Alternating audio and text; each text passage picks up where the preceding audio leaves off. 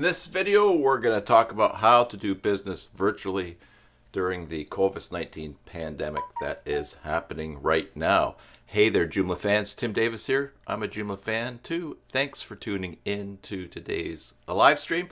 A Watch Me Work live stream number 67 here in the Basic Joomla Tutorials YouTube channel. Now, some of you may be wondering what Joomla is because this isn't so much a Joomla topic, but you may have seen it being shared around as a discussion about the topic for today. Joomla is a content management system, CMS, that is used for building websites and managing content and doing a bunch of things. And this is a channel where we talk about it and have tutorials on it, and also we've started to develop a bit of a community here. But if you are new to the channel, your first time here, that's okay, because the topic we're talking about is not only something that has impacted all of us, but especially for those of us who are in business or self-employed, or who are serving businesses in web design or other things. There's a bunch of stuff that we can talk about in order to continue business, in order to connect with our customers and clients, and through virtual means. And I just want to say from the get-go that the focus of this is, yes, those of us who are self-employed, those of us who have businesses, we need to continue to make a living like everyone else. But I think we're seeing in just everything around people pulling together. So my focus on this topic is not only how to do business, but also how to connect with my clients, with customers, with people who are in need, in order that I can offer my services, but also connect with them on a personal level, make sure they're doing okay, and make up for the human interaction that a lot of us are missing. Because even if you don't do very much, even just going out and being in a crowd shopping, or just being out in public, or going out for a coffee or something, is something that feeds our souls as we are together. So connecting in online ways is going to be important, and we should be doing that with our communities. All right, and so Mary says hello in chat. Hello, Mary. This was Mary's suggestion yesterday. She thought if I didn't have a topic for today, this would be a good thing to discuss, and I like that idea, so here we are doing it. Ivor, good evening to you. Bredsy, hello. Now, also, I have fired up, what's that called? Zoom. For anybody that would like to talk today, there's the link. Hello, John. You probably want to either do the video on YouTube, or else do the Zoom, because there's probably going to be a little bit delay. So what I'm doing right now is using my Zoom account to for the call if anyone calls in, but also I'm capturing my video and the Zoom call on my screen and broadcasting it live to YouTube. So we'll talk a little bit more about that. But anyways, the only thing I would mention is that if you are going on Zoom, if it's possible, it's not totally necessary, but if it's possible, if you listen with headsets, that will cut down on the echo between what comes out of your speaker maybe coming back into your microphone and recycling here in the stream. Also, what was the other thing that I was going to say? Also, yeah, but if you don't have a headset and you need to listen to your speakers, you can always just mute your mic when you're not talking, and that will help as well. So you can hop on the Zoom call. Let's see, and I just need to, here's the Zoom call right here, and I'll hear people come in. So there's someone is in there right now. Let's see, who's that? It's Mary? People with the Zoom calls too. Mary, I see that you, I see an icon for your camera. There's no icon for your microphone. But I know Mary doesn't have a great internet connection, so if you're just tuning in, if you're just going to listen on Zoom, that is totally fine. Let me know if you, in either of the chats, if you need any help while we're going. So first of all, I hope that you're all well. Yesterday I was here. Oh, there you go. Oh, there's Mary's got it too, and I can hear me in my head there. So I'm just going to mute that for now, Mary. Yesterday I was working away here. I was helping. I did some consults with some churches. yesterday, and a nonprofit as well about how to stream to YouTube and stuff like that. Anyways, right at the end of a conversation, the power went out in my house, and all my UPSs started chirping. That's uninterrupted power supply, and I just had this feeling of dread. Now, normally when the power goes out, it's like, oh, this is a drag. Now I'm not going to get any work done for a couple hours, but okay, well, we'll do some things. But I had this sense of dread in my mind, which was, oh, what would happen if on top of all of this, the electrical grid went down? I think that's where we're all at. And I actually put on Facebook, I felt like I was in a game of apocalypse bingo. I think that we're all in that place. This is taking a psychological strain on us, even in ways that we're not aware of. Oh, Mary disappeared there. You could stay, Mary. I want to hear your voice. There's even phone numbers to call in on Zoom, by the way, that I could look up for people. But anyways, this is a psychological strain on all of us. Even if you're not sick, even if you are, my wife and I are staying at home. But we have a yard, so we're comfortable. So, and even that, all this news and all this stuff's having an effect. So that's why I ask, how are you all doing? And because even if you're doing well, this is a burden and a strain that we're all under. So go ahead and mention in chat things to talk about, what you're talking about. I was going to mention, first of all, my favorite tool right now for doing business virtually is Zoom. I have a level of Zoom. I think it's like $16.99 US a month. And I say US because I'm in Canada, of course, so it's a little thing up here. As Vinny says, or as they say, $16.99. For me, you add a third to that price. So I'm probably paying about $20 a month in my currency. But that lets me have more than one person in a Zoom call for longer than 45 minutes. So the free version of Zoom allows you to have, excuse me, I was going to say endless, but an unlimited time frame in a Zoom call with somebody else, with one other person. Now, you might have a bunch of people in that room, but one other connection. As soon as a third person joins that meeting, clock starts, and after 45 minutes, your call ends. Now, if you want to have a longer meeting than that, you can always just start another call and go for another 45 minutes. And so that's not too bad. But with the with doing things longer, like today will be longer than 45 minutes. That's very nice to have.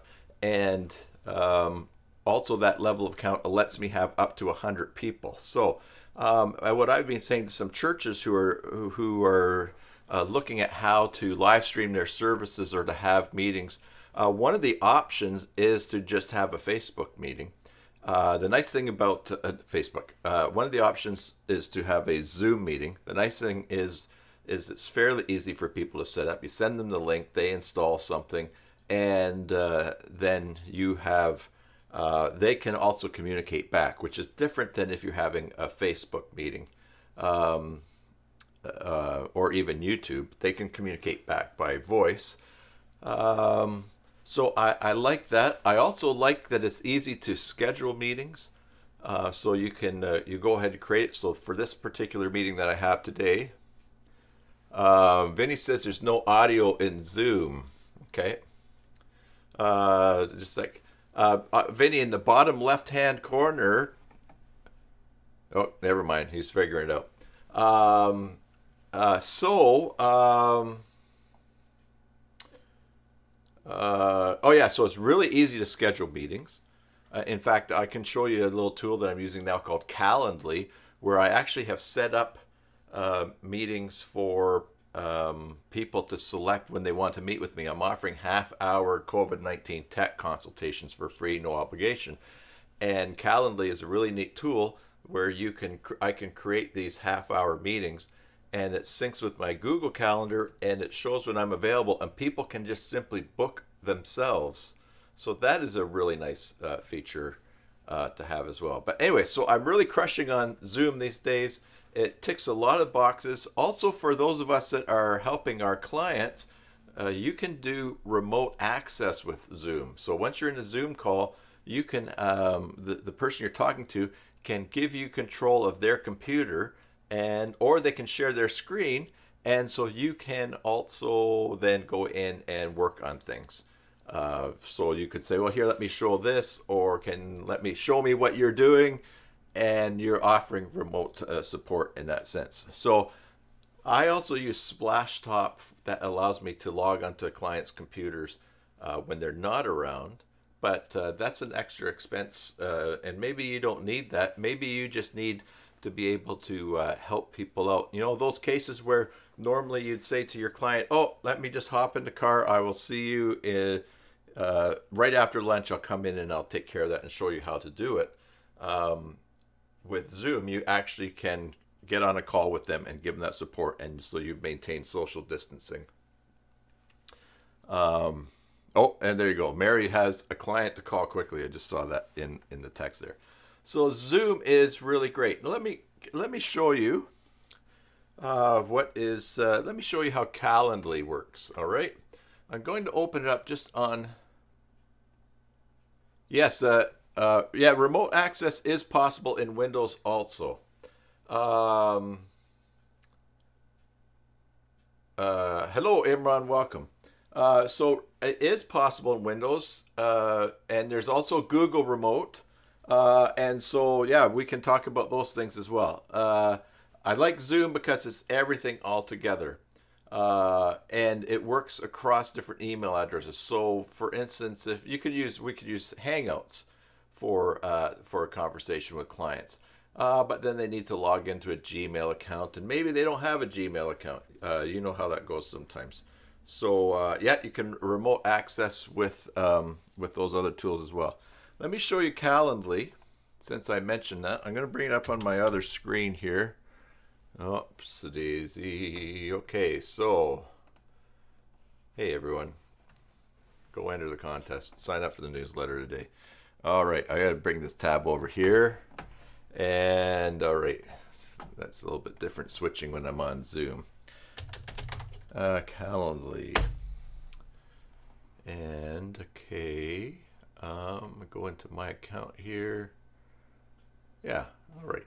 So this is Calendly, and this is my account. So as you can see here, I have. Let me just bring something back up here. I want to bring this. I want to have. Oops, a daisy. Okay, that's not what I want to do. Okay, it'll take me off the screen here. There we go. So for instance, here's my COVID-19 tech consultation. And if we go in and edit this, you'll see that... Tim, we can't see the screen. You can't... Oh, you can't see the screen? No. Oh, that's right. Right. I see. I knew something was going on there. Okay, I can't see the screen because I don't have your broadcast up. I have just the... So... Oh, okay. I'm gonna watch the screen, and I'm gonna mute me. Okay, Vinny just told me he can't see the screen, and that's because I did not share it in Zoom. And let me just work that so you guys can see both. First of all, I want to find Zoom. There we go. Maximize it. Here's what I'm going to do. I'm going to share. See, normally I'm streaming my video, but right now I'm capturing it on the screen. So here's what I need to do. I need to move Calendly over to this screen over here. Great. And now I'm going to make Zoom full screen, and I'm going to go here, share, and I'm going to share this screen here. Now, so what that will do is that shares it with Vinny. Oh man, that's not going to work either because you guys can't see this. Sorry. Don't worry, I'm watching the stream, so okay, I just muted it. So Vinny is watching the stream. Do it the way you do it. Okay, and they can hear you, so. All right, here we go. Back we go. Here's Calendly. This is the event. COVID-19 tech consultation. You can edit things. There's the title. You know how all this stuff works, picking colors. Great. Now, the thing that's really nice is when can people book this event? And so I selected the duration of 30 minutes. And then I also extended special times here for specific days because other events I have available from like 10 to 5 in the afternoon, my time. But I wanted to open up evenings for people to be available to book these things. And so what I did was I went in and I just changed a particular day. So let's say even tomorrow. Let's suppose that tomorrow I want to offer be available from 9 in the morning until 2300, which is 11 o'clock my time. I can apply it only to March 18th, or I can apply it to all Wednesdays. Once I have made my changes here, there's some really cool things. There's confirmation page, invitee questions, things you might want to email them, ask them before once they book this. With another level of Calendly, you can collect payments if you're charging, but I don't have that level, and I'm not charging for these things right now. And so the nice thing is, if we click back, here is the, let's copy the link to this event. Now, you end up with a really nice page looking like this, and people can go and say, hey, I want to talk to Tim about, I'm going to do this for one of these 30-minute things. What will I do? Okay, here's the 18th. When's he available today? Oh, he's available at 1:30. You can click 1:30, confirm, and it automatically sets up the Zoom call. Since they have the link, and the interface is really, really nice. I'm also using this for the podcast, for booking people, the Zoomcast podcast. And we put their address in, and Chayton can pick the time, compare it to his schedule. So this really works nicely with Zoom. Now you'll see also I've created, so here's if someone's booking in the podcast, they can use this. I also have some other meetings, 15-minute meeting, 30-minute meeting, 60, the whole thing goes like that. So the nice thing about that, and let me just pop up and bring chat here, is I learned about Calendly. I learned about Calendly from Christopher Justice. He's someone I met in Spain at Forum for the Future. He's the guy I went to Gibraltar with. We had a great time, and once I was back in Canada and he returned to Florida, we're going to touch base on Zoom. I said, hey, what's a good time to call? I sent him a text. He sent me a Calendly link. I picked the time that worked for me. It was available. It works really, really nice. So that was so Calendly is a really cool tool. So especially now, you can call someone and you can have one kind of meeting for free on the free Calendly account. It's $8 US, so probably running me about $11 Canadian for the level that I'm on. But if you're going to be doing more virtual meetings and you don't want to spend all of your time saying, hey, sending email, is this time good? And then half an hour later, oh, no, I can't. You can set your schedule and say, hey, I'm available. You just go here. You pick a time that you want. It sends them the Zoom link. It really cuts down on a lot of things. So that's another thing why I'm crushing on Zoom, because that is a handy tool and just saves the time managing. So you saw here, I think Mary made a comment about in the chat here, learn something how to share the screen in Zoom. Yes, another thing about Zoom is this: you can share a screen or you can share a window.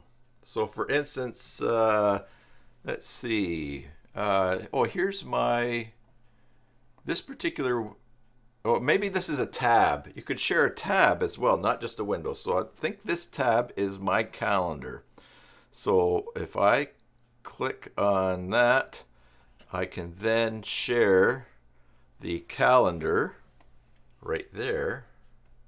That's just the one calendar tab that I have open in my browser.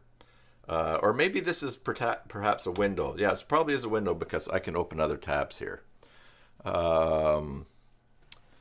Just to mention about Calendly, I do have my Google Calendar syncing to it. In fact, I have two. This orange is my work calendar. Yellow is my personal calendar.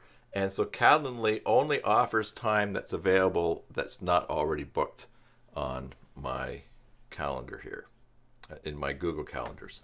And when you book in Calendly, it makes an event in your Google Calendar so you can look and see what you're doing. Also, you don't have to go in and manage it yourself. So as you will remember, I super like. Let me stop this share here. I really like stuff that just works. I want to click and have it running, and I think we're all the same way in that way. That's why we're enjoying tech. To set things up, you make a new article and it automatically goes to Twitter. Stuff like that, that is gold for me. That's platinum for me. So this is a really nice setup that I have, and I'm enjoying it. So for right now, and this is just in time for me to discover Calendly, because during this pandemic, now I can make my connections with people as I need to. I just need to keep track of things that I set up personally in my calendar, so they get blocked off automatically in Calendly, so things will get offered. But it really streamlines the connecting with clients. Now, having said that, a lot of our clients are very available right now. I talked to one person yesterday, a pastor in Alberta, was talking about some tech ideas and giving him suggestions for what his church should do for streaming services and that. He says, okay, well, I'm going to meet with my board tonight, and I'll download the software. I'll give it a try. And I said to him, hey, if you want to work on it or connect again, no worries, because I'll be home for the next 6 or 8 weeks, as he probably will be a lot. So, yes. Now, Vinny has set more because it has more more features on the free version. Okay, and that's another thing that Vinny has mentioned in the past about set more. So that's cool. Setmore.com, I think. Right, Vinny? Let's just do that over here. I think, Vinny, you probably have an affiliate link too, right? Go ahead and why don't you post that in there if you have one. Otherwise, just type in the domain and that will be fine. Yes, and I actually didn't even think about Setmore, so maybe I should check that out as well. It might work for me to see what they've got, how it works. Okay, that's why I only paid for a month. I'm only paying monthly anyways, because I didn't know maybe what next level I wanted to go to or not. All right. I had a little piece of cheese before I came down here today. All right. So the next thing, of course, the next thing that I am relying heavily on in my in connecting is YouTube and streaming to YouTube. It's super easy to stream to YouTube from a desktop device. You cannot, and here's what you want to let your clients know, and here's what you need to know too for streaming, is that you cannot stream from your phone. You cannot live stream from your phone unless you have 1,000 subscribers, and that is a change they made after the shootings in the mosques in Christchurch, and that fellow broadcast it live on Facebook. So you cannot live stream from a mobile phone or mobily unless you have 1,000 subscribers. But you can live stream at home from your computer at home without any subscribers. Now, what a lot of people are running into right now who are wanting to use YouTube and live stream is that there's a 24-hour waiting period to activate live stream on an account. So a number of people that have contacted me have said, oh, I need some help. Can you give me some tips on how to live stream? But I can't do it right now because I have to wait 24 hours. So they've just activated that on their YouTube accounts. There's a number of things you have to do to activate a YouTube account. And basically you go to youtube.com/ /account. Let me go there on a screen here. I'm going to do it off screen here just to make sure that nothing personal shows up, especially the stream key. I think it's hidden. All right, here it is here.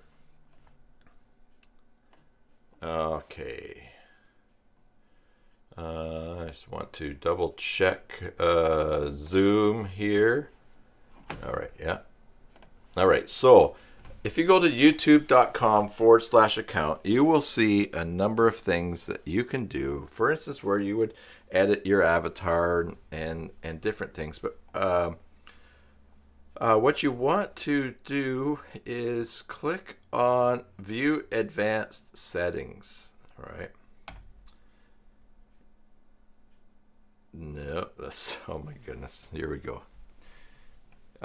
This is where you set your custom URL and that. But let's go back here.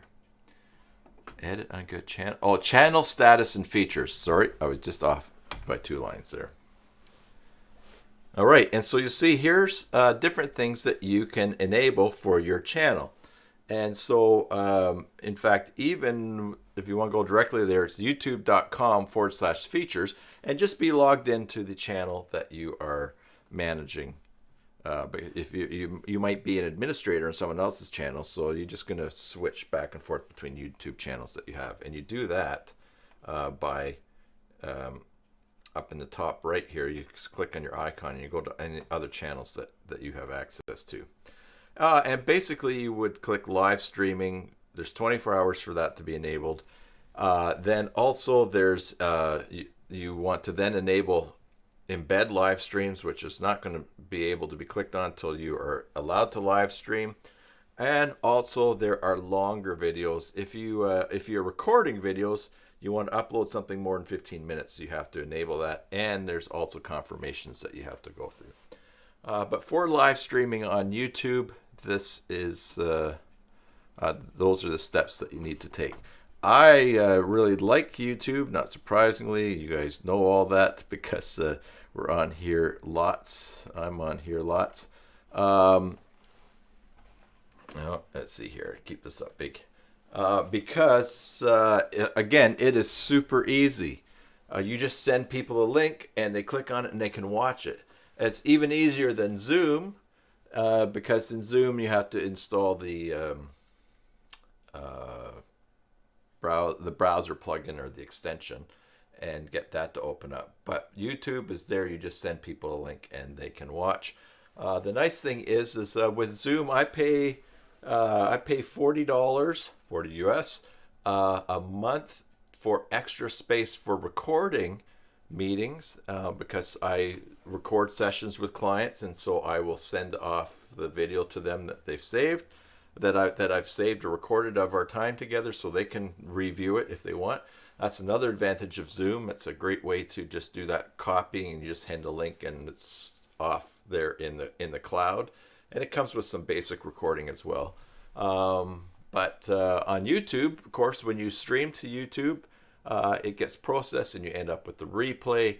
And you know, this is a real time for us to be talking to our clients about using video in their business, because what I've always said is use video for what you want, what you want to try to achieve with it, and then there's going to be surprises along the way that you didn't expect that are going to be benefits that come from using videos.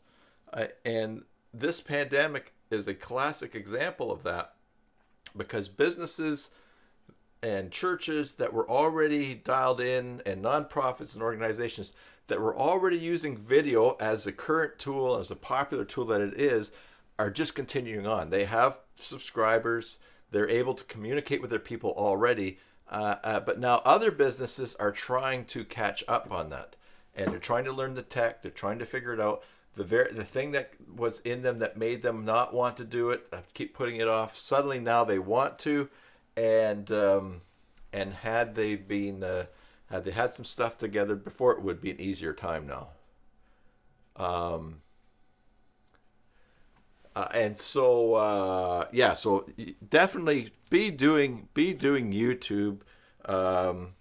if you need more, if a client needs more privacy or control over where the videos are shown, even because you can unlist videos in YouTube and the URL will still work if you give them to certain people, but it could get passed around. Vimeo has a lot more business professional access control to videos. But those come with a paid account with Vimeo. But the YouTube by itself is great. Mary asks, sharing screens in YouTube, do you need software? Yes. So the software that I use, this is when it gets really, really weird on screen, is Streamlabs OBS. Now, OBS is open broadcast software or system. It's open source software. Basically, you set up scenes. You're running a little studio on your computer. I use Streamlabs OBS, which is a fork of OBS, and by the company Streamlabs, and it has a bunch of features that I like. And the original OBS might actually be catching up, or might have gone differently, as it happens with forks, because it's been a couple of years since I used that. Streamlabs OBS. Let me find the URL for that. Let's see. Download. Well, I was going to say download slobs, but let's not do that. That's what download Streamlabs OBS. And yeah, that's what I meant, but there it is here. I will give you the URL for this. Copy. And I'm going to put this in the chat. Now, if you're using Zoom, you can just share your screen. But on YouTube, you want to stream to YouTube using Streamlabs OBS. So, okay, again, here is the weird thing. And this is free. And even though you could set it up very complexly, you don't necessarily need to. All right, so now watch. This. I'm going to drag this over to the screen. Now Streamlabs is actually going to capture what's happening on the screen and broadcast it, and you end up with this really cool barbershop kind of barbershop mirror. You know, Vinny, when Vinny comes to Canada to get a haircut with me, I'm going to take him to a barbershop that has a mirror in front and a mirror behind. And you know how it is, those two mirrors that just disappear off, repeating in the back. Now you will see that right now I am using the scene right computer screen that I have set up. And right now it's capturing a window. It's showing my webcam, but my webcam's being used by Zoom, so that can't work. But it's capturing the right screen. Now it's also here, it has a source that is my microphone, which is my USB. So watch, when I click on this and mute this, you're going to stop hearing me. So I'm going to count to 10. 1, 2, 3, 7, 8, 9, 10. So what's really key to understand in Streamlabs is this. You have a collection of scenes. So for instance, right now, basicjoomla.com. I have some other scenes down here, like a Zoom call, watch me work, some examples I've done for other people. Vinny heard the count because he's in Zoom. And then in your collection of scenes, these are... Sorry, I accidentally clicked and I shouldn't have. I went back to countdown for those of you on YouTube. Basically, each of these are scenes set up, and inside of each scene, there are sources that you want to show on the screen. So think of a scene as like a file folder, and then the sources are the pages that you add to the file folder. So for instance, one file folder will be, I want to see the camera, I want to hear the sound, and I want the screen to be shown. Oh, and I want to make my camera small, the camera view small, so I'm in the bottom right hand corner. And every time you click on a scene, That's what you get. Now, in order to, with YouTube, there's two things. There's a couple of different ways to stream. And I can't really, oh, maybe I can show you this here. Let's go, all right, let's get back to here. Let me close this. Let's go back, and I'm going to, for this, I'm going to open up Firefox. And I'm going to, just on off screen here, I'm going to log into my YouTube channel. YouTube channel. YouTube channel, youtube.com. All right. And all right, so now here we are. I'm logged in actually with a different profile. So that here shows that this is live right now. So I'm going to go into YouTube, go to YouTube Studio. And this is for my, this is for a different, oh, this is for my basic Joomla tutorials. Let's change this. Let's just go into switch account. So I'm clicking up here, selected switch account. I'm going to go into, just go down to Tim Davis down here. All right. It switches. All right. And now this is the dashboard or the studio area for my personal YouTube channel. It's a different, this is for my personal Gmail account. Now, and it's this, in YouTube you can have different channels, you create different brands.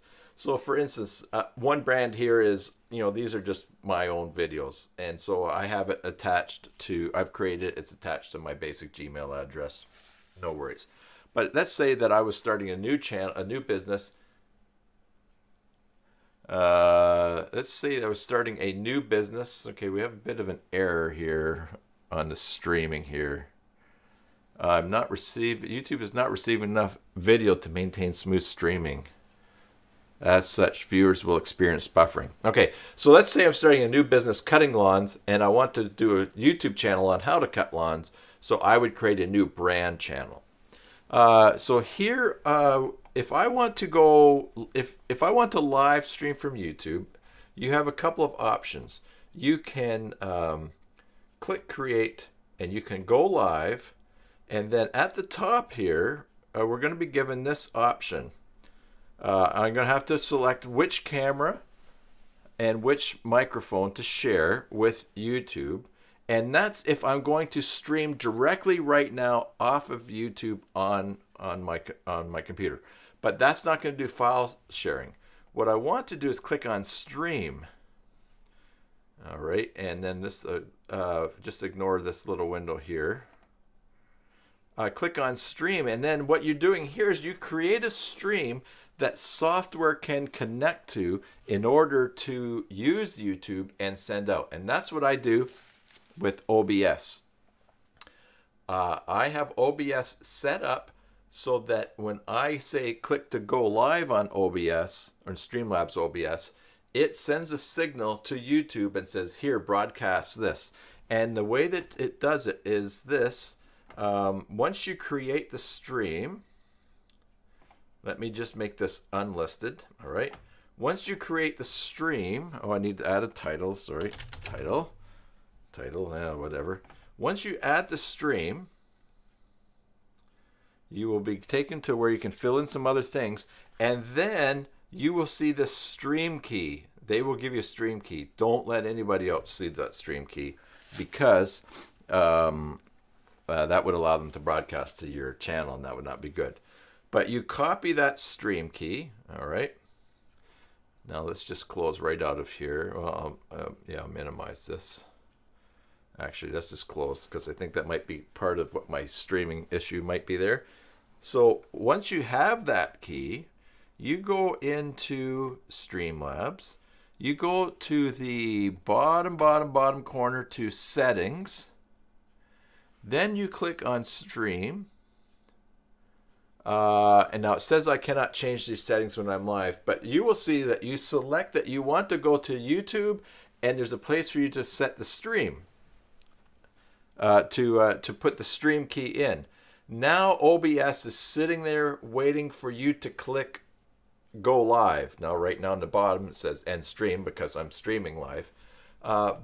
as soon as you click go live, Streamlabs grabs that key information and it sends it to, and it says to YouTube, hello YouTube, I want to stream to that live stream. And YouTube says, as we know, well, do you have a key? Yes, here it is. Oh, okay, you give me the information, we'll send it out. And so that is how you live stream with OBS. And then with that software on your computer broadcasting to YouTube, then you can do all sorts of things. So for instance, let me show you a little teaser of something that I have prepared now. Down here, you will see live stream over. It's a scene that I've created. Now, I can't click on it right now because it will bring up the image and you won't be able to hear me. But basically, what I've created is a graphic for the live stream being, that just shows that the live stream is over. And I put in some music that will play. Those are both sources. So, for instance, I'll give you a teaser because you'll see it at the end anyways, but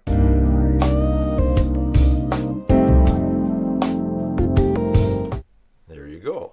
Now, what I did was I clicked on live stream over, and it, as almost as a scene, it's like a folder. It looked to see what pages are in there. It says, oh, show this picture from Tim's computer at this certain location, and also play this music.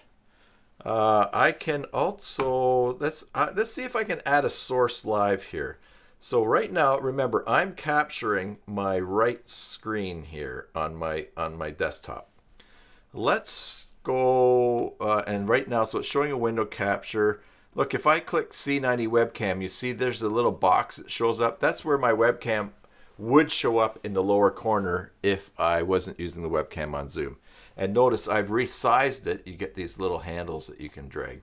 Let's add a source here. I'm going to click plus. Let's add a let's add a media source. Okay, so I'm going to double click on that and I'm going to click on that, add source.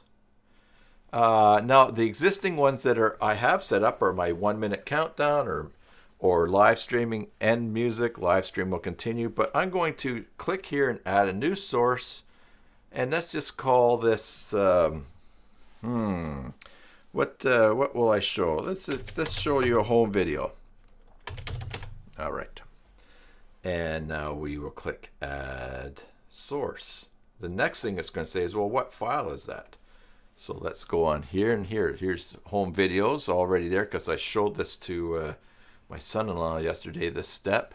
Let's see, here's a rocket in the gravel. Oh, this is people firing off rockets in the gravel pit next to me. All right, and Susan pressure washing. Anyway, so now that I click OK, this shows the video that I made. And I can say, okay, great. Now you'll notice that now in this video here, I highlighted people way down the gravel pit next to me and they're firing off rockets and it's going to shoot up like that. Great. Now notice this is full screen. I can do this. I can resize it so it's just a little screen in the bottom corner. Or I can move it around and put it there. And so that's how you can create different scenes. Now, in fact, so let's go back and leave that just sort of like there. I was standing here looking up. All right. Now, on the left-hand side, if I switch to full screen camera, which is not going to work because usually, oh, there's a snake that I caught. That nice orange on his back. That nice little red snake in my backyard. I'll put him down. And nice gloves that I have on. If I were to click on full screen camera, the screen's going to go blank, but usually right now that would show the camera full screen directly on. All right. And then, but now notice when I go back to right computer screen capture, it restarts that video. All right. So you might, if you're lining up a show or something like that, you might want to just make a scene that you click on once and just shows that video once. Or you could play it on your screen, and I think that maybe you can hear the sound of that home video as well. Now watch. Let's get rid of this by just changing the eyeball here. That mutes it, and you can't hear it. And we're back to the screen capture. And also, you know, another screen that you are used to seeing is when there's chat on the right. Now, in this case, my camera is being used by Zoom, so I don't show up here. But here, I have created a source, which is the YouTube pop-out chat. And it is right here. And so having, when I added that source, I was actually adding a window because I have chat actually popped out in a window on my computer. So I add just this little window as a source to screens. I just changed the URL, and whenever I switch to this scene, then that's where the chat is in its full screen. But now I'll go back to capture that. So that's the principles of Streamlabs OBS.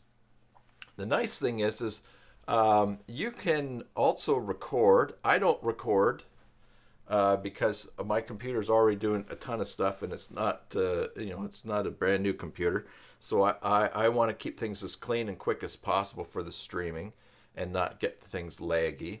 But you can make a recording of your broadcast. Of course, if you're streaming to YouTube, you don't need to do that because they will make a recording. Streamlabs OBS can also be used to stream to Facebook. Facebook is a little bit different in that, let's just move Streamlabs. Okay, here we'll just leave it like that. All right. Yeah, there, because Streamlabs here is capturing this screen and do that.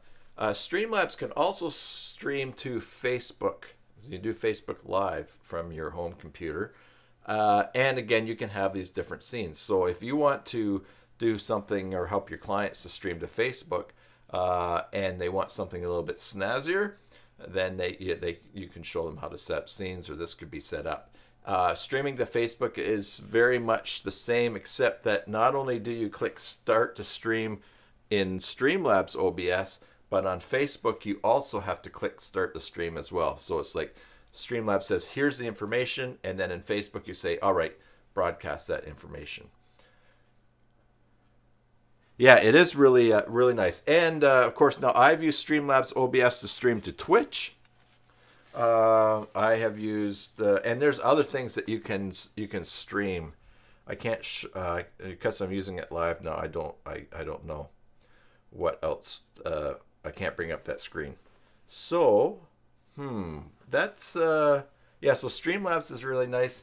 They have they also have some skins that you can start out with if you want to have a nice design. Now here, just so I can here, I'll show you just a little bit more tweaking. This is again, looking further into a tool for helping with things.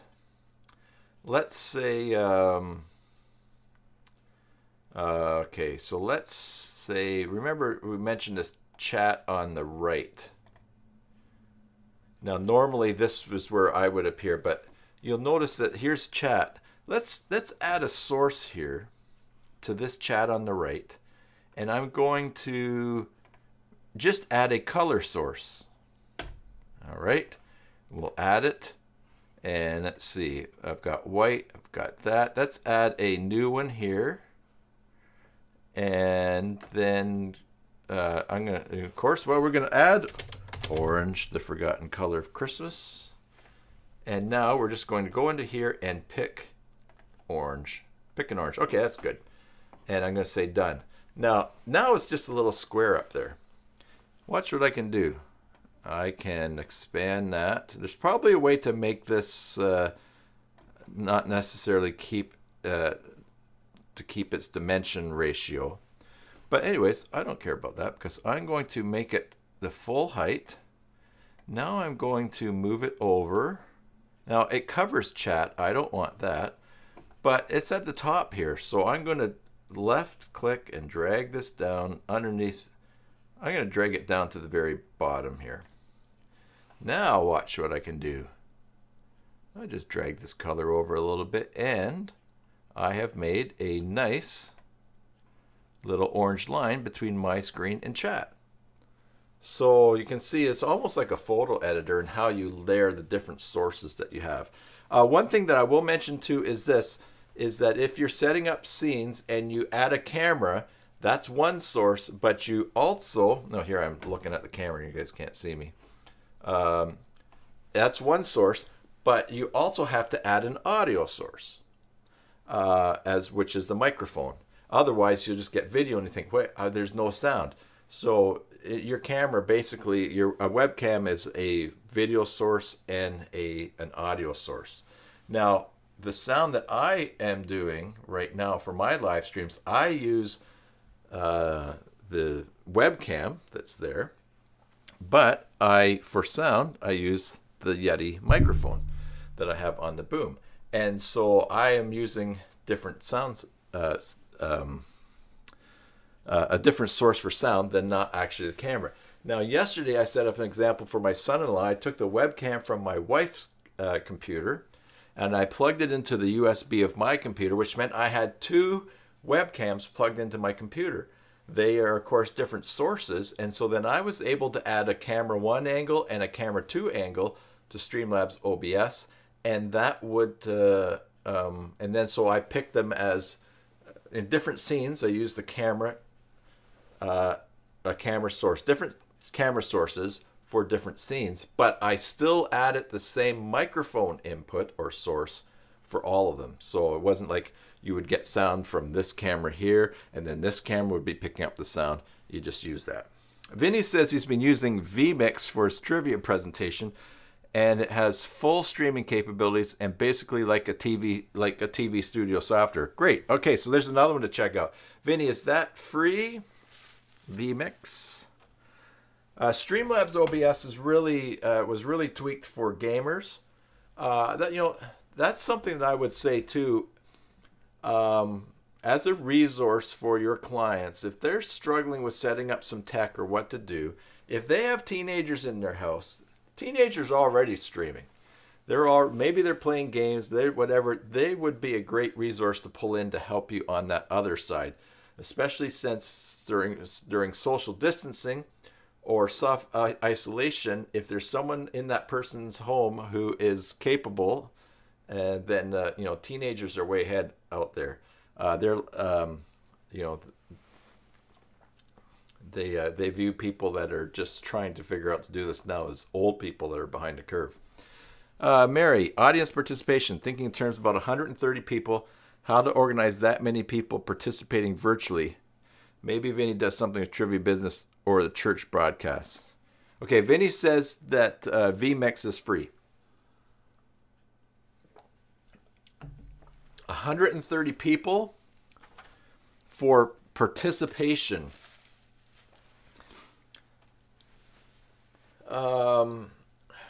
Okay, so and you're asking all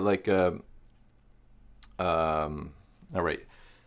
What would be the best way to go for 130 people? So my version of Zoom allows for 100.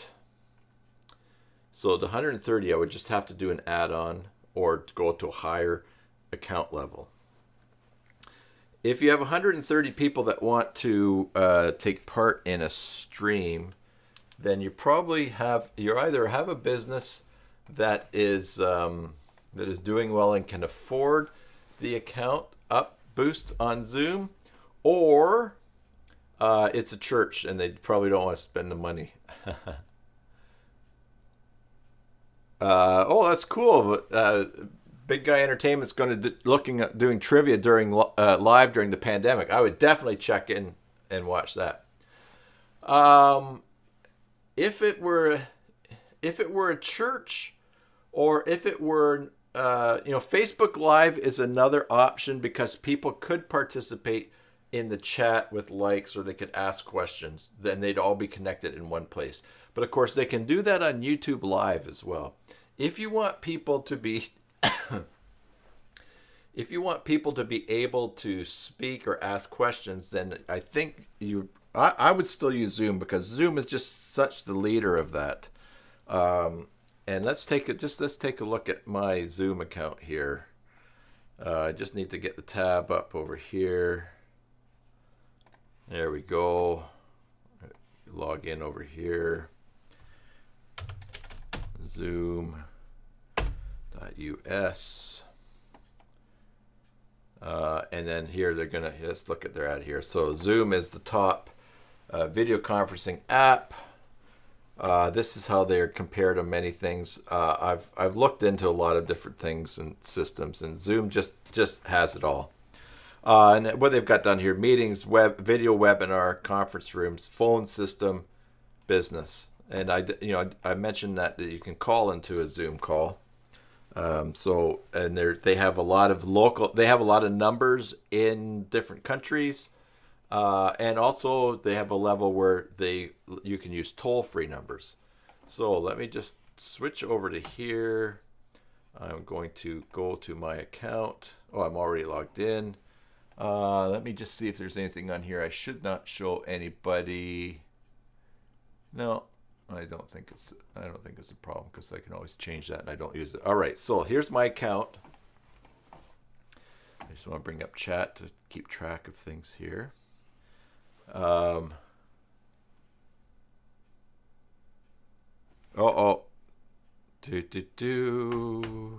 Thank you for mentioning that. There we go. So what did we see before? What did you miss? Zoom, just some of the things. Video webinars, conference rooms, phone system. Here we are in my account. And what accounts do I have? What do I have? I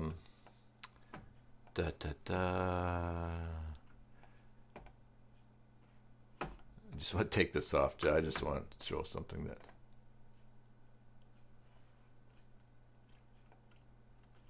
these are my settings. Oh, here we go. Plans and pricing. All right, so here's what you get with your free account. Hey, before I send you to this, let me just also... All right. Hey, look, I'm going to use my Be Right Back screen for just a second. That's going to be easiest to do this next thing.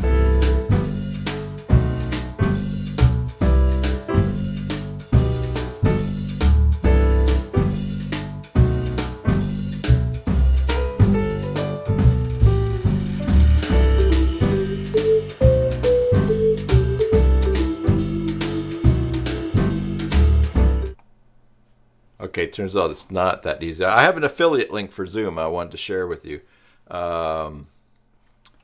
Let's just do this. Zoom affiliate. Zoom affiliate, Zoom referral program. Here's my thing. I can get my URL, invite friends. It's going to give me a link down here below. This took a while to come up last time too, so. Okay, we'll come back to that in a second. Okay. So here's my account that I have here, the Pro $14.99. But look, here's the optional add-ons. So that's what I wanted to show you. There's the cloud recording storage.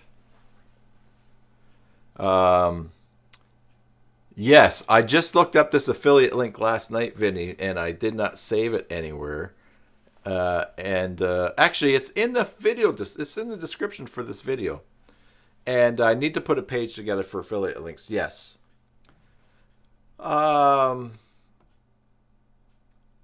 Here's options for joining by rooms. I think if you have a meeting and there's different departments. Video webinars. This is up to 100 interactive video participants and up to 10,000 view-only attendees. Now, the next account over, $19.99 a month for small and medium businesses. They've got that. This is for 300 participants. And you also have the add-ons here, which is join by toll-free calling. You can add that starting at $5 a user per month. I think that's a user. I haven't looked into what a user is there, but $19.99. So that's still pretty good. It's going to give you the interface that allows you to, in Zoom, to mute people and to turn off their camera. The webinar probably has a bit more of the webinar add-on probably has a bit more of the tools in order for doing a webinar with someone. But with the webinar feature, it might have some advantages for people signing up. But I'm trying to find my camera here. But as you've seen with Streamlabs OBS, you can do a lot of that streaming and show things and run it yourself from this side, from your computer as well. So Mary, for 130, for the different cost of $5 a month, I would go with just that next version of Zoom. Sorry, my my phone is going off here, and that dinging will drive me crazy. So I'm going to turn it off. I have to look in and see my eyes, then it will turn off. Yeah, so just doing the next level of Zoom for that. And that would allow people to talk. You could see their video. There are settings in Zoom where you can say, so for instance, here's Vinny. His camera's not on right now, but if his camera was on, then we would be side by side. But you have speaker views. You can set it so that the person who is talking is always the one on the big screen. You also have a gallery view, which will show everyone who's on there. You can pin videos. You can I can hide myself, although I can still see myself there. So show self view. There's lots of different control things that you have. Actually, this is being recorded to my Zoom cloud as well. So I would use Zoom for 130. Can people raise their hand? I think that might be a feature in the webinar. They can chat here. I think I looked this up for a client once about how people could raise their hand in a stream. Let's see here. Zoom participant raise hand. Okay. So I just did it, Tim. Oh, you just raised your hand? Yeah. Oh, sorry. If you click on participants, you can actually see the participants. Okay. Yep. You can see my hand is raised. Great. Yeah. Now, how did you do? Oh, you just moused over and it said raise hand or lower hand? No, I just lowered my hand. Okay, but you just moused over and it showed it because I can't. Yeah, it's not moused over for me. I can see it on my side. Oh, okay. It's already there. Okay. So. And that's probably an option that you can put into your call. When you set up calls, you have different options. For instance, here's some of. If we go to my settings, schedule a meeting, join before host, telephone and computer and audio, or just telephone. Require a password. You can have that. Mute participants upon entry. So when people come in to the call, instead of they're automatically muted, you can mute people on things. You can just you can mute them. Play sounds when participants join or leave. File transfers, all kinds of stuff. I don't know about whiteboard. You can save whiteboard contents. No, don't feel bad, Vinny. That's you're not interrupting the stream. Hey, just a quick aside. If you have been watching the late night television hosts streaming from home, I've been encouraged by that because you know what? I'm a better live streamer from home than Stephen Colbert is. He had, he was sitting in a tub in a suit and he's got the camera up. But in a dead room with nobody talking, those guys, you can tell it's awkward. And I mean, they're talented. I'm not saying I'm more talented than them, but I said to my wife, hey, look, they're struggling to do what YouTubers do all the time, which is just be at home and talk to a camera and interact with chat, but to not have a lot of audio feedback. So Vinny, anytime you want to interrupt and talk, that would be great, because I would I'm happy when people are on in audio. So, because I'm socially isolated as well. I'm probably am I socially awkward? Depends on who you talk to. Anyway, so you can raise hands, so that would be good. And then in that case, I would go and I would, if Vinny's hand is raised, I would unmute him. And I'd say, yeah, Vinny, go ahead and ask your question. Or I could even just say, hey, Vinny. Okay, now Vinny's got a question. Yeah, Vinny has a question. Go ahead, Vinny. Because one of the things, too, about a Zoom call with lots of people participating, and this wasn't a Zoom call, but I took in the Joomla user group in London meeting yesterday. They were using meeting.google.com, which is the meeting tool if you have a paid Google Suite account. It's probably the professional version or a business version of Google Hangouts. But there was eight or nine of us in there, and when we would go to talk, there would be I would say something, maybe someone say something at the same time. We just had to sort it out because we knew we can't all talk at the same time. It's just like talking on a phone. So if you have 130 people meeting, there's they're going to sort it out, and you're going to have a protocol. And at the beginning, you're going to say, okay, everybody, you're all in there. We raise your hand if you want to talk. Or the other thing too is, and I was thinking if I had a lot of people on this stream, on the Zoom call, that you have your army of wrenches. So I think everybody in here today has a wrench, which not only makes it special, but it also means it's not special. But for a meeting of 130, you would want to assign some other people to help to manage things. Maybe you'd have a little chat window open or a Google Doc where if people typed a question in chat, you could just go and you could read. Someone would paste it in the Google Doc, and then you could answer the questions. Because 130 people would be a lot to manage down the right-hand side here if they were all there. But you would maybe have some people that are monitoring chat or different things like that. So you would just all sort it out. Okay, so so look, for the price of Zoom, for the times that we're living in, for the numbers, for the features, I think it's really good. There'll be people that use other systems, and that's totally fine because whatever floats your boat. But Zoom floats my boat quite high for what I want to do. And I'm not, as you know, like I said, I like it when things just work.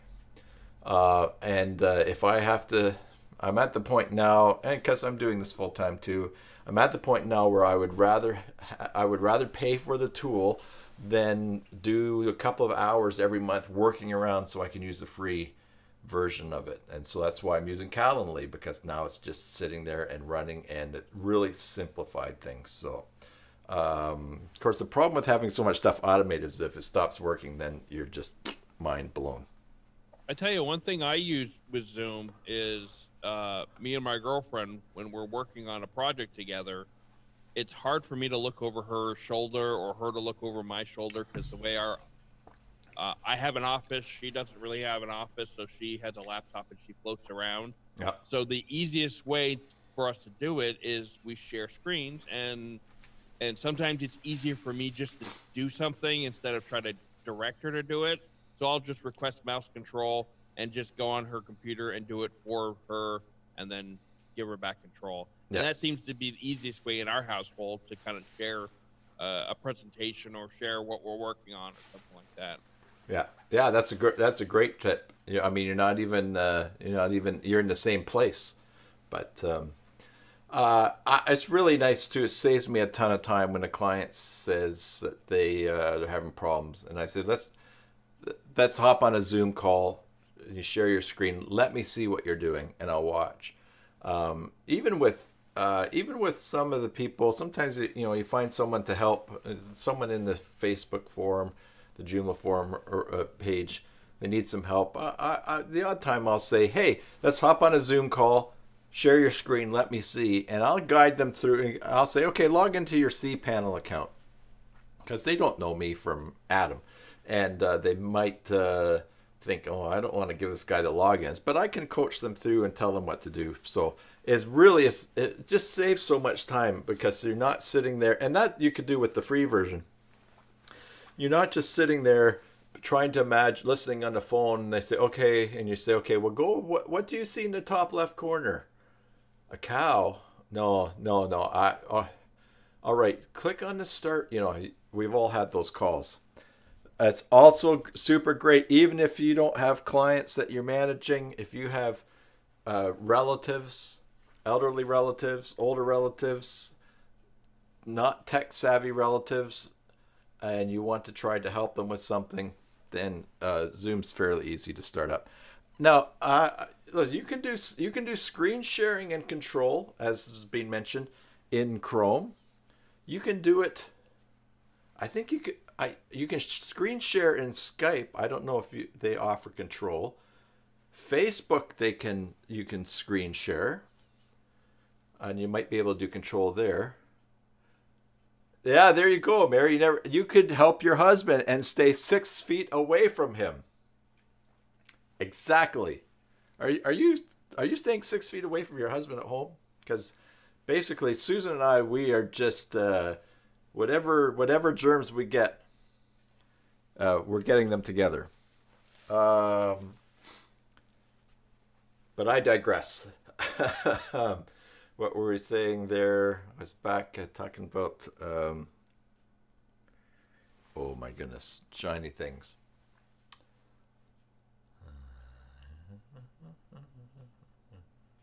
Oh, Facebook, you can screen share, but I will say this.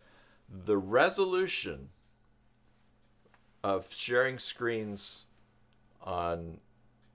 especially like on Facebook, if you're doing it in a Facebook call, not FaceTime, but like a messenger call. I guess that may. Anyways,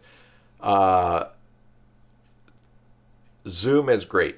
Zoom has a much higher quality, so which is, I guess, kind of be expected because they're leading in that anyway. So, all right. So those are the two things that I'm really heavily relying upon. Okay, you use Google Remote to access your laptop. Vinny says so he can use desktop keyboard and mouse. Yeah. Anybody here ever used Mouse Without Borders? Which is a cool little app. Let's say that you have. Let's say I have. This particular computer screen in front of me is hooked up to my computer, but I also have a screen here. Let's say I don't, but let's say I have a screen that is running off another computer.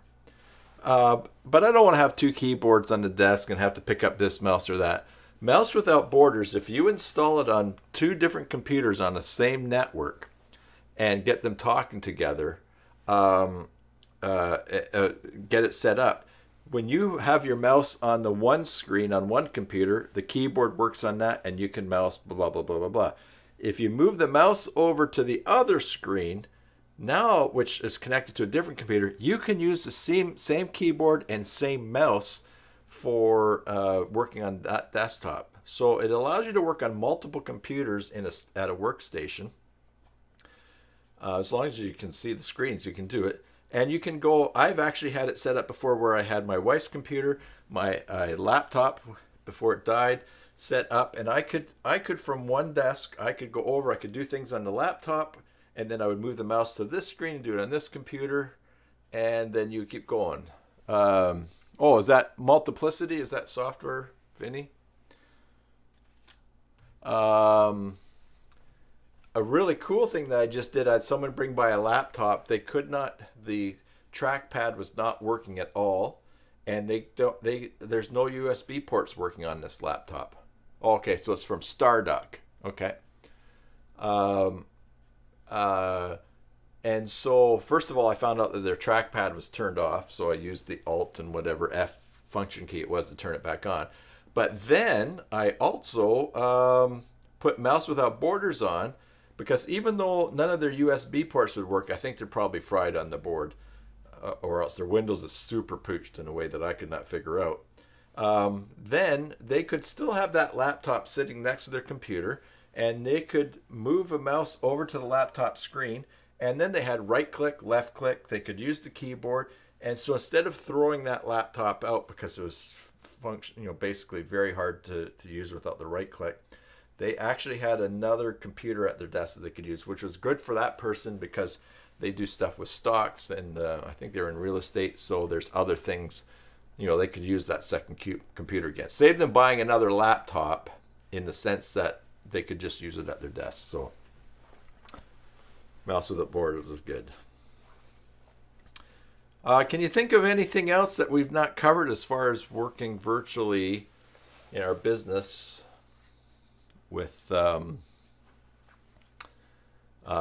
this time? We've covered meetings that people participate, Facebook.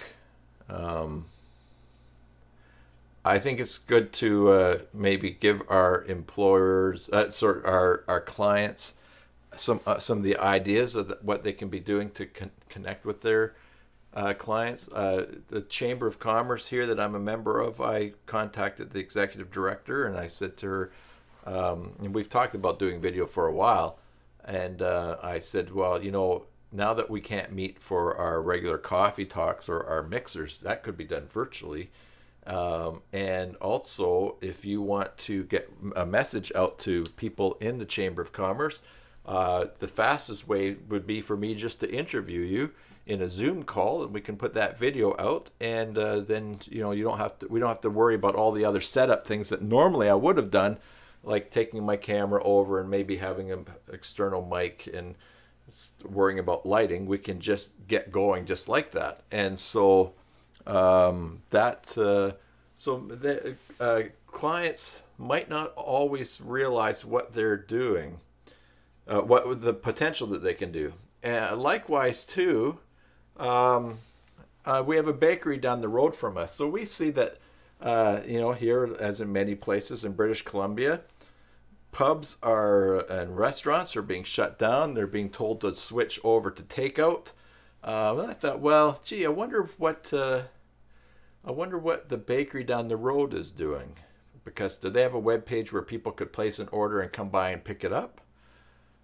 So that's something that, so they might, as a business, be thinking, gee, what can I do? Or we're going to have people stand outside and say, what would you like? And and they pay.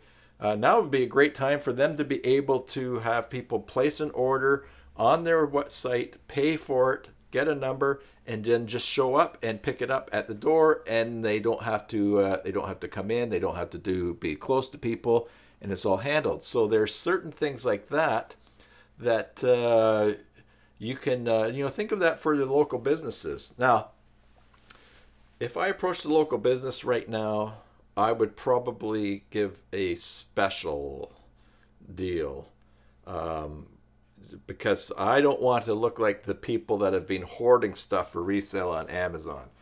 I don't want to, so everybody's got a business, especially if you have a storefront or, like that, or something that's not tech related like we do. They're worried about how they're going to make a living. So if I roll into that bakery and say, oh, I could build you an incredible site for $5,000 and you really need this or else you're going to go out of business, that is not, I don't want to be a dick. But having said that, we're in business as well. So I would probably approach something like that and just say, hey, listen, how are you doing in this current environment? Are there any tech things that you would that you wished you had in place for your business or your website?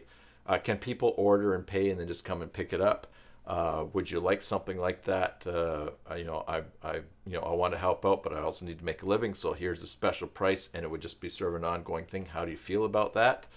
Approach it from the perspective of helping people, because people do need help, right? Everybody needs help. Yeah, it is. It's a new era, Breadsy. So, man, even the worst divisions amongst politicians in the world, people are getting along. right? This whole episode is stripping away so many of the things that people have filled their lives with to bring a false sense of comfort to distract them from some of the harsher realities of life. In fact, just the whole thing, I would even say about the reality of life and what comes next. And suddenly, in a culture that we distract ourselves with entertainment and gathering and sports and whatever we're doing, look, a little bug from a dirty market in China has taken that all away from us. Those things cannot help us. They're great distractions. They're enjoyable. I have lots of enjoyable distractions as well. I'm not saying they're bad, but the reality is all these things that are being taken away from us are things that cannot help us with the big things, of life that humanity has, and those questions that humanity has had to deal with down through the ages. It's the same question that everybody else was facing too during the Spanish flu pandemic. It wasn't about, when will the bars be open again? When can we go out for a meal? When does hockey start again? It's like, what happens to me if I die? I do not want to die. What's going on in life? So that's where everybody's at. And in the meantime, of course, not everybody's going to die from this. But in the meantime, everything is being upset. So people are looking for new grounding. So we can be kind, we can be loving, and you guys know that I am a follower of Jesus, and that's central to my worldview even before this. But it's something that I just keep coming back to as well. So yeah. So if you see people out there that need help in business, then we can help, and reach out and be kind to each other. So yes, Bredsy, Kim versus Trump, Democrats versus Republicans. Here in Canada, the Liberal Party and the Conservative Party, and the fighting and all that, is just dropped off the edge as we're trying to do things. So yeah, that's I think those are two big things. And I think something good is going to come out of it. A lot of hard things are going to happen because of it. But there will be good things. And you know what? I was thinking about this the other day. On September the 11th, 2001, I got up early in the morning and drove to a meeting with the elders of my church for breakfast. Hello, Naomi. My granddaughter just came in. Breakfast with them. Of course, that was the date of 9/11. And little did we know when we went to bed the night before that the world would change. It would never be the same.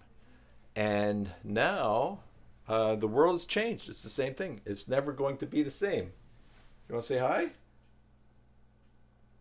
Oh, she's shy. Okay.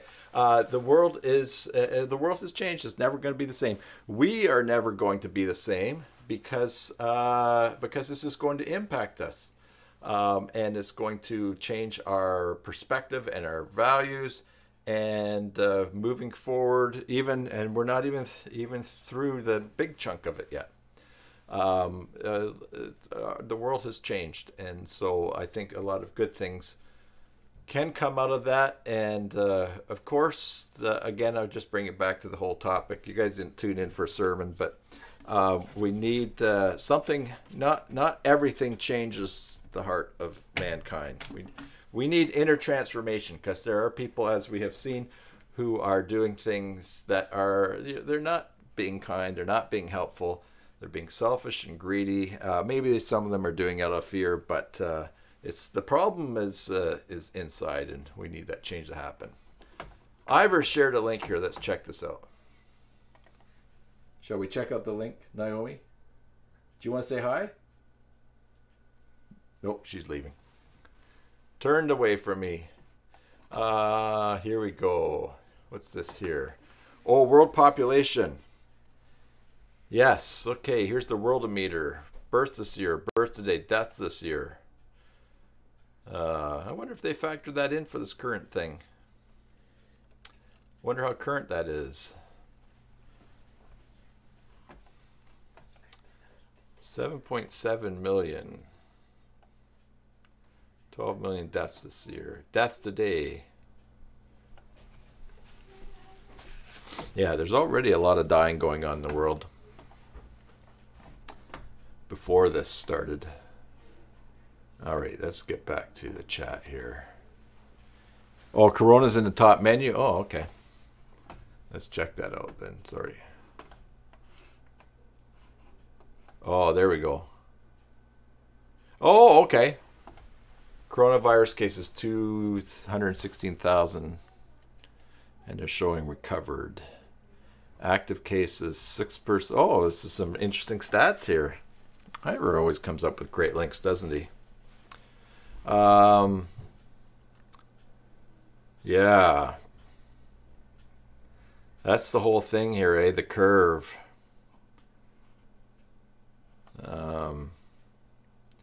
And as you know, the problem is that if the medical services get overwhelmed, then many people who otherwise could have been saved are not able to. Because in Italy, they were actually triaging people and choosing who would live and who would not. Because they just didn't have enough respirators.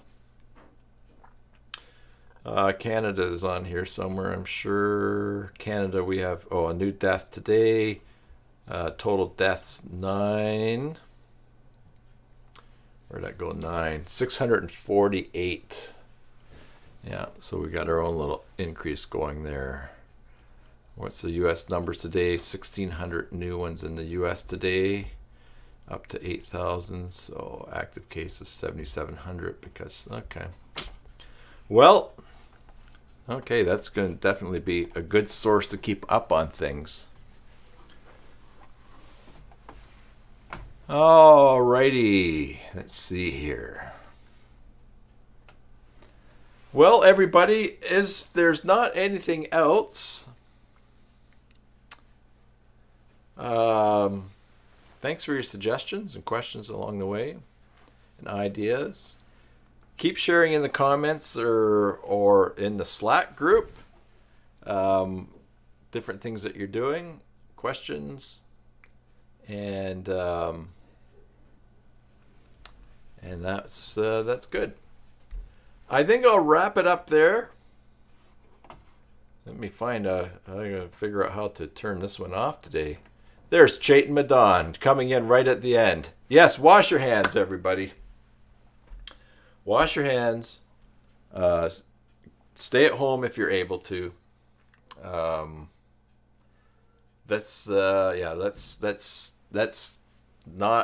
just slow down. Hey, listen, I think maybe, let me just show you one more link here. To do that, I need to go on to Facebook and find it. This is a really,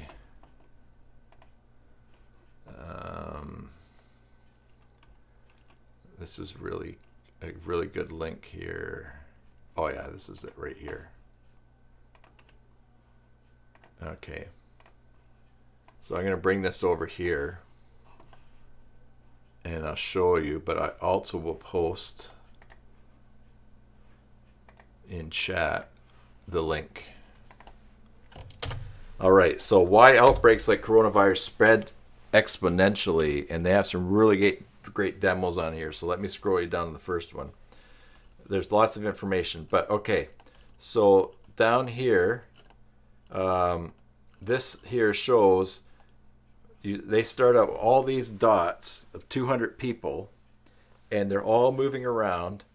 Brown is when the infection occurs. Purple is when people have recovered, and here is the change up here.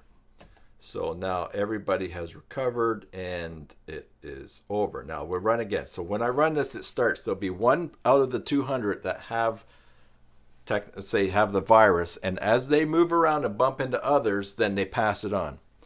So this is what happens when all 200 people are moving around. All right. You watch the colors change, and then in the top chart up here, you can see the spike. And then basically everybody's got it. Looks like maybe there's a few that didn't get it. But then people start to get better or die, and then it gets back and everyone's had it. Now, let's go down. They're saying this is for small towns, say the size of Whittier, Alaska. Now, down here, this shows about how forcing a quarantine does not necessarily prevent, it slows it. Let's see, when it comes to the real COVID-19, we prefer to slow the spread of the virus before it infects a large portion of the U.S. To slow transmission or whatever, let's try to create a forced quarantine, such as the one the Chinese government imposed. All right, forced quarantine, and here's what it looks like. You block those people off, but one gets out, one travels out, or as cases escape when it's over, then it spreads, and then you get the curve, and then notice then it starts to climb, but it's not still, it's so that's not super ideal. And it says, as it proved, it was impossible to completely seal off a sick population. All right, so even though you say nobody can leave, somebody left, somebody went, or it was already out and it spread somewhere else. Okay, so next one, this next one, if a 1/4 of the population keeps moving and the other 3/4 practice social distancing. All right, so see, not all the dots are moving. Look at how the spread is a lot slower. There still is an increase, but it's taking longer for it to get to everybody. And in fact, it starts to drop off, and by the time a bunch of people, anyway, so it just slowly trails off. So this just shows how it's a lot harder. I'm not sure if this is 100% accurate because, basically, yeah, I guess the point here is that don't move around and it's harder to interact. You're going to be in less places with people. All right, so, and I think there's one more down here at the bottom. To simulate more social distancing, instead of allowing 1/4 of the population to move, we'll see what happens when we let just 1 of every 8 people move. Starts out with 1 person. And even when it hits the people that have it, they're not moving, right? So we see a huge change in the spike and the cases. And in fact, I think what we will see here is it may end up that there's some people that don't get it for a long time. Anyways, really great simulations, really good. And here's the results of what we just ran here. Really great simulations, really helped people it was really helpful for me to understand the whole thing about the curve here. And so this extensive distancing, this is the thing that's going to help the most. Moderate distancing, sure, but is good. But that's why they're locking up countries or telling people to stay in for 2 weeks just to stop the spread of the thing. All right. That's my turn to share a fun link. I don't know if it's fun or not, but everybody, thank you for tuning in. Thanks for, like I said, let's keep the discussion going. We will continue to hang out together here on these live streams, and maybe I did talk about getting a Zoom link together, so a Zoom meeting. So why don't I will create that. Let's do that right now. I was thinking like, oh, wait a second, I need to check my schedule. Well, I actually know what my schedule is. I'm going to be home. So let's go to Calendly.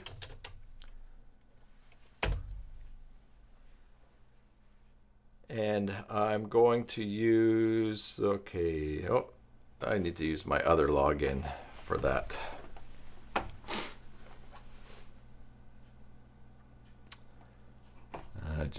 Okay.